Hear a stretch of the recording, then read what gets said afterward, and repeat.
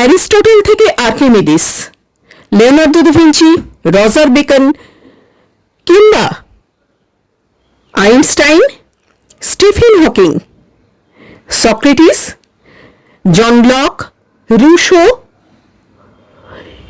জ্ঞানবিজ্ঞানের জগতের যে কোনো মানুষকে ধরা গেলেও দেখতে পাব ফ্রেডরিক নিৎসে একটা বিশেষ স্থান অধিকার করে আছে আমাদের সমাজ এবং সভ্যতায়।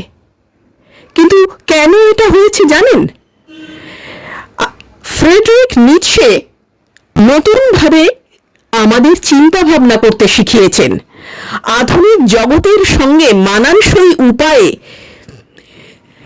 আধুনিক জীবন শৈলীর সঙ্গে মানানসই উপায়ে আমাদের নিজস্ব চিন্তা ভাবনা এবং চিন্তা চেতনাকে বিস্তার করতে শিখিয়েছেন ফ্রেডরিক নিৎসে।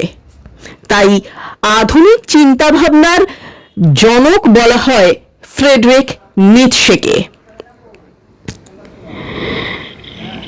তিনি জ্ঞান বিজ্ঞান এবং মানুষের মনস্তত্ত্ব সবকিছুকেই একটা অন্যরকম দৃষ্টিভঙ্গি থেকে দেখেছেন, যেটা এতকালের অন্যান্য দার্শনিক বা বিজ্ঞানীরা দেখে উঠতে পারেননি। তিনি এমন একটা ভিন্নতর দৃষ্টিকোণ থেকে জীবনকে, সত্যকে, ন্যায় অন্যায়, ঠিক ভুল সবকিছুকে বিচার বিবেচনা করেছেন, দেখবার চেষ্টা করেছেন, যেটা একেবারে জ্ঞান বিজ্ঞানের জগতে নতুন। এই চিন্তা ভাবনার জন্যেই আধুনিক মানুষের কাছে ফ্রেডরিক নিৎসে একজন অনন্য জ্ঞানবান মানুষ হয়ে আছেন।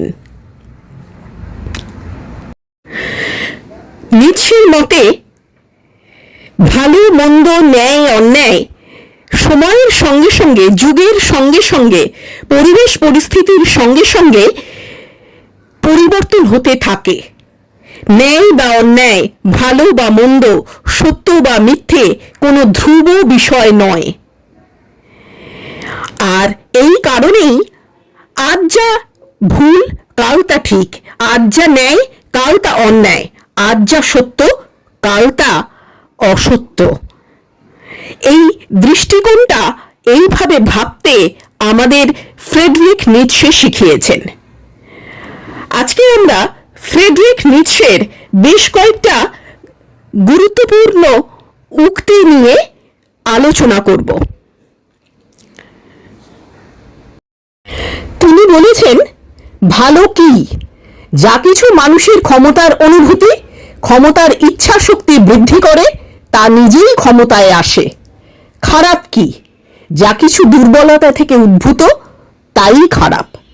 সুখ কি? এই অনুভূতি যে শক্তি বৃদ্ধি পাচ্ছে, কিছু প্রতিরোধকে পরাভূত করা হয়েছে, এটাই সুখ। সন্তুষ্টি নয় বরং আরো শক্তি, শান্তি নয় বরং যুদ্ধ, সম্পূর্ণ নয় বরং বীরত্ব। আমরা মানুষরা সবসময় এভাবেই ধাবিত হই। নিৎসের একটা কথা আমরা বোধহয় আমাদের সকলের কাছেই খুবই গুরুত্বপূর্ণ।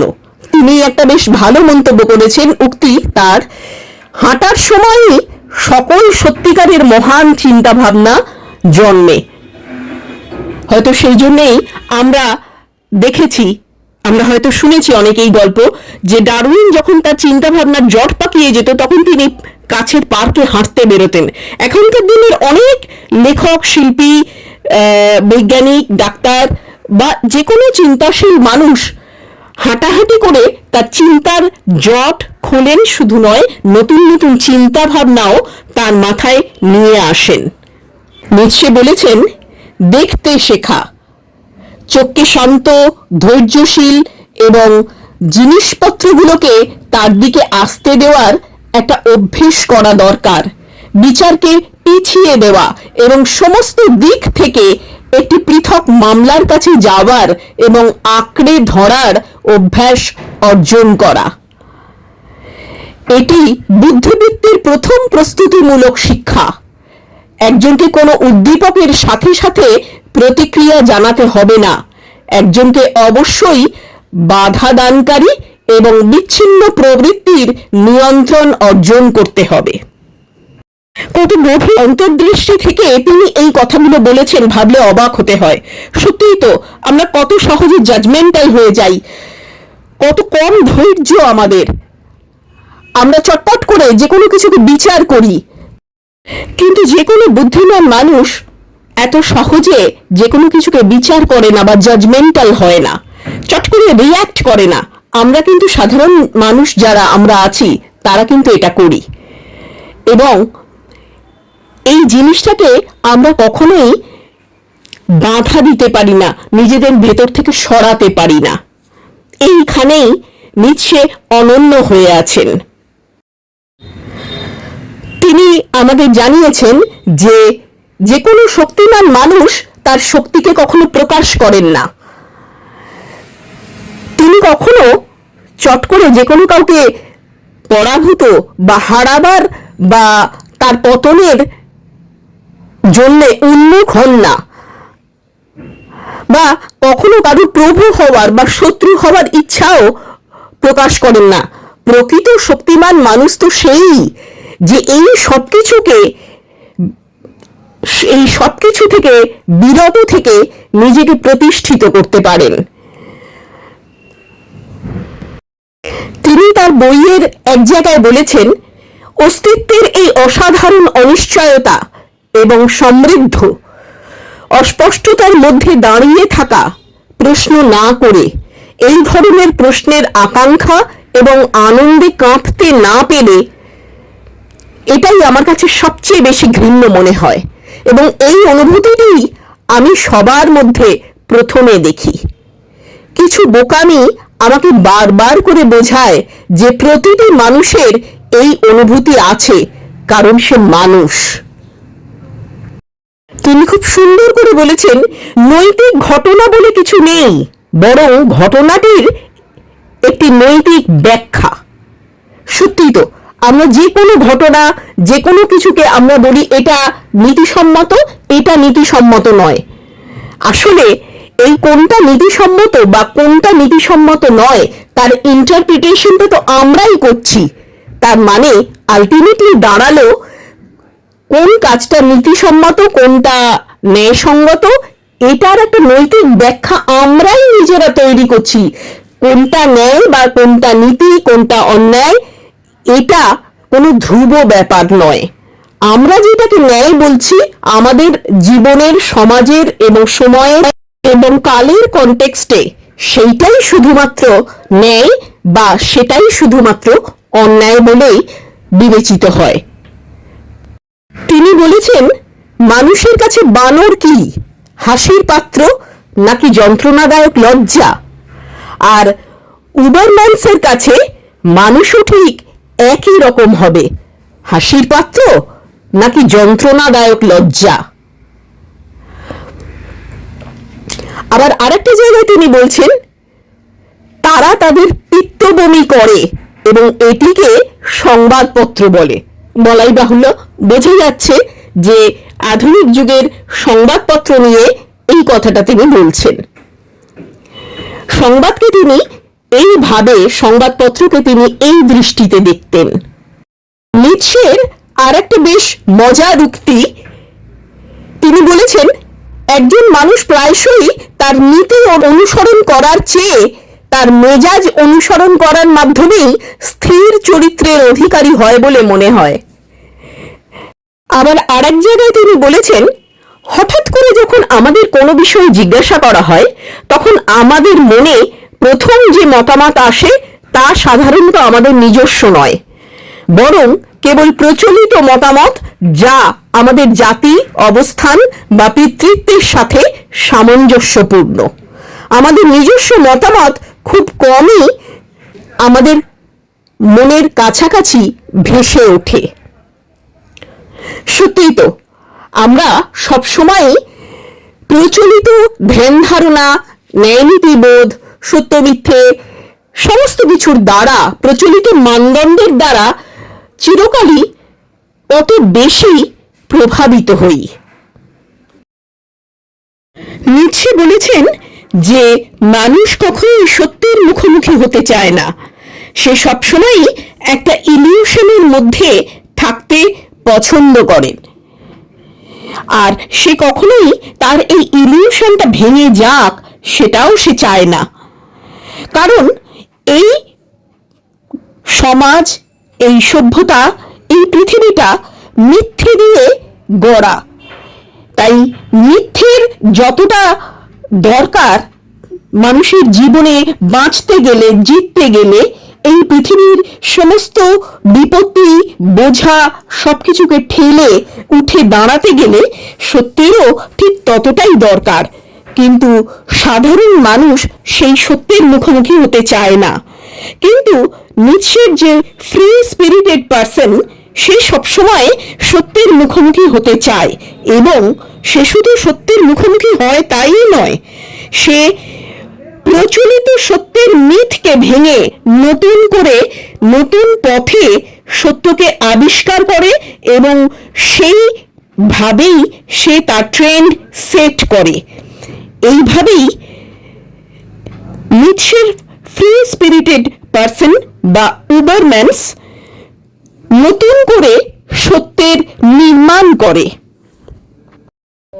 আরেক জায়গায় নিৎসে বলেছেন যে যদি কেউ পরিশ্রম না করে, যদি কারোর মধ্যে পাগলামি না থাকে, তাহলে সে কোনোদিনই কোথাও একটা পৌঁছতে পারবে না, সে বিশেষ কোনো সত্তা হয়ে উঠতে পারবে না, হয়ে ওঠা সম্ভব নয়। এই কথাটাও আমরা দেখব পৃথিবীর সমস্ত জিনিয়াস মানুষদের মধ্যেই এক ধরনের পাগলামি রয়েছে। এগুলোকে তাদের জীবন এবং কাজকর্ম বিচার বিবেচনা করলে আমরা দেখতে পাবো এই কথার সত্যতাটা। নিৎসে বলেছেন মানুষের সেটাই হয়ে ওঠা উচিত যেটা সে নিজে, অর্থাৎ তার ট্রু সেলফকে আবিষ্কার করাই মানুষের একমাত্র লক্ষ্য এবং কাজ হওয়া উচিত। তিনি মনে করতেন যে এই সমাজ একটা কালেকটিভ লাই বা সংঘবদ্ধ মিথ্যের ওপরে দাঁড়িয়ে আছে, তাই একজন মানুষকে কখনো না কখনো জীবনে উত্তরণের জন্য মিথ্যের আশ্রয় নিতেই হয়, এবং সেটাকে তিনি অপরাধ বা খারাপ দৃষ্টিতে দেখতেন না। নিৎসে তার লেখার মধ্যে এক জায়গায় বলেছেন যে আমরা যত ওপরে উঠি তত আমরা সেই সব মানুষদের থেকে দূরে সরে যাই যারা আদৌ উড়ে যেতে পারে না। আমরা আমাদের জীবনের দিকে তাকালেই দেখতে পাবো যে কথাটা কতটা সত্যি। সত্যি যারা ওপরে ওঠেন, ওপরে উঠতে উঠতে তারা নিচের দিকে, যেখান থেকে তারা জীবন বা যাত্রা শুরু করেছিলেন, সেইখানকার মানুষজনের কাছ থেকে অনেকটা দূরে সরে যান, ইনফ্যাক্ট যেতে বাধ্য হন। সেটা তাকে সেই কাজে সময় দিতে হয়, সেই কাজের পিছনে লেগে থাকতে হয়, এই সব কারণেও হতে পারে, এবং মানসিকতার দিক থেকেও তারা নিজেদের অনেকখানি বদল করেন। বদল করার ফলে তারা আর ওই ধরনের মানুষের মানসিকতার সঙ্গে নিজেদের সেট করতে পারেন না, তাই বাধ্য হয়েই তারা দূরে সরে যান এবং সমাজও তাদের দূরেই সরিয়ে রাখে। আবার আরেক জায়গায় তিনি বলছেন, যার জীবনে সে কেন কাজটা করবে এই প্রশ্নটা রয়েছে, সে জীবনের সমস্ত কিছুকেই সহ্য করে যে কোনো উপায়ে সে তার জীবন নির্বাহ করতে পারে।